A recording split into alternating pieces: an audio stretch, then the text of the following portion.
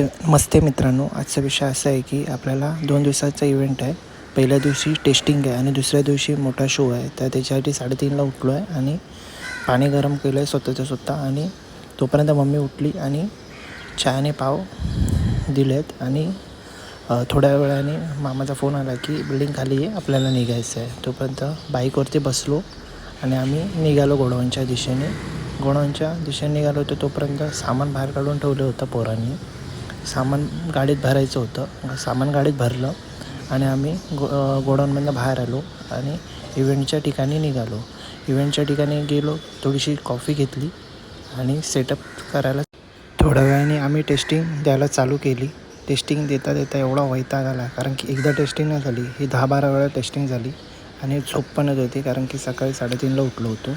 शेवटी लास्टची टेस्ट 8:30ला झाली आणि आम्ही वैतागून घरी यायला निघालो.